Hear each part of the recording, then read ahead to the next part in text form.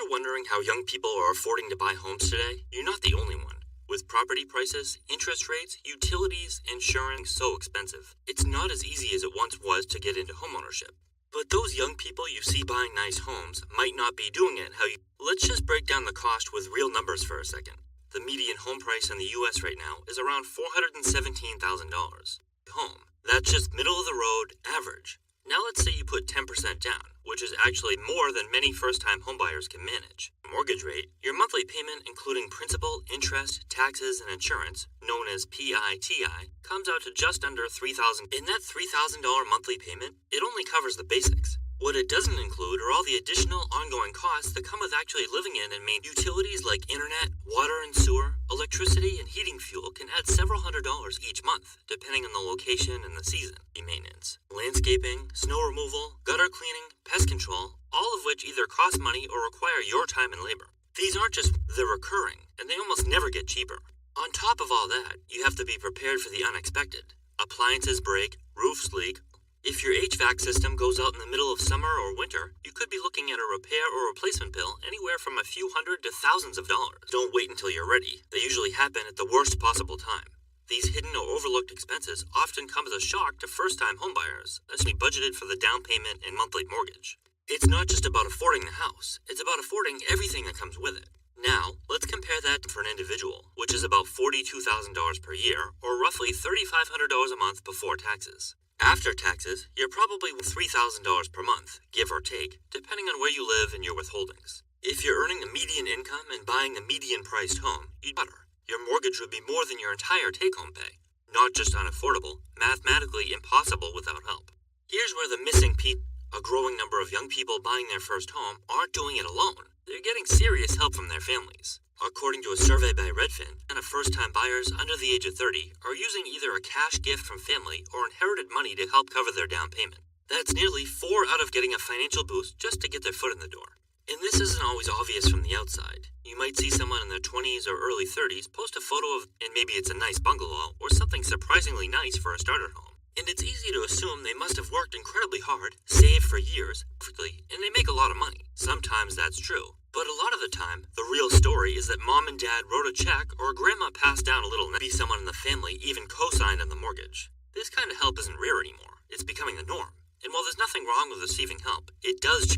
For people without that kind of support, it can feel like they're being left behind, even if they're working just as hard. The housing market has shifted in such a way that health is becoming a bigger factor in who gets to buy and who has to keep renting. It can be frustrating, even disheartening, when your friends or peers are getting cash from their families to help buy their first home. And it's not just the emotional side of watching others move forward while you're still trying to save. In many cases, people you're directly competing against when it comes time to place an offer on a house. If they're coming in with a 20% down payment gifted from family and you're 6% from your own savings, the seller is more likely to go with their offer, especially in a competitive market. Bigger down payments usually mean fewer financing if their offer looks safer to sellers. On top of that, some of these buyers can waive contingencies or even offer above asking price because they have the backing up. Meanwhile, if you don't have that kind of financial help, it can feel like you're stepping onto the field with half the gear, trying to compete in a game that's already stacked against a solid job, great credit, and all your finances in order. But in the world of home buying, cash talks. And unfortunately, it often talks louder than Restford. That's what makes this part of the process so discouraging for a lot of buyers, especially the ones who are doing everything right on their own. If you're not one of the check from your family to buy your first home, don't panic. You're not out of the game. It just means you have to get a little more strategic and maybe take a different path. And one option that's gained popularity but still flies under the radar is house hacking. That means buying a property, maybe a duplex, triplex, or even a single family unit, or even just an extra bedroom, and renting out part of it to offset your mortgage. Live in one space, rent out the other. It's a smart way to start building out income at the same time. It's obviously not as desirable in terms of living arrangements, but the financial benefit will set you far ahead of the others picking property and being responsible for the entire mortgage. It's logical when you really think about it. Having an entire building for just one person doesn't make the most sense. It's to buy a property with a friend or family member, maybe an aunt, cousin, sibling, or close friend. By splitting the ownership down the middle, both parties' responsibility. This makes a lot of sense, especially if neither person can afford to buy a place on their own. Pooling resources allows both people to what they might never have been able to afford on their own. There's also nothing wrong with staying at home longer if you're contributing, and it gives you the chance to save aggressively, not get income. It might not feel exciting right now, but that extra time can set you up for opportunities most people don't get. A few smart moves today can pay off and reward you for the rest of your life. You can also build wealth in other ways first, then circle back to homeownership when you're in a stronger position. That might be stock market, focusing on growing career-wise, or launching a side hustle that turns into something bigger. Some people recommend staying out of the housing market until you get or put something crazy like 30% or 40% down on a 15-year mortgage. On the surface, it sounds like a smart, conservative strategy. The problem shows up if prices continue to rise while you're waiting. If that $400,000 house is appreciating at just 5% per year, that's an extra $20 to the price annually. That means you're not just saving for your original goal.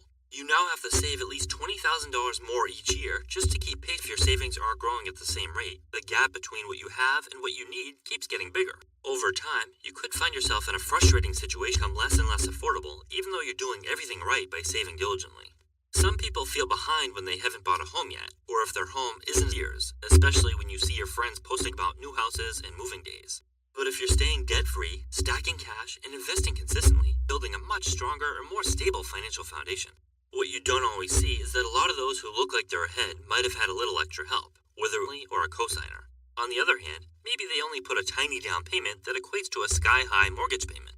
Some might be sitting on piles of car loans or high-interest credit card debt in addition to that new mortgage. Just because someone owns a nice house doesn't automatically mean they're financially secure, and stretch themselves so thin that one unexpected expense could throw their whole situation into chaos.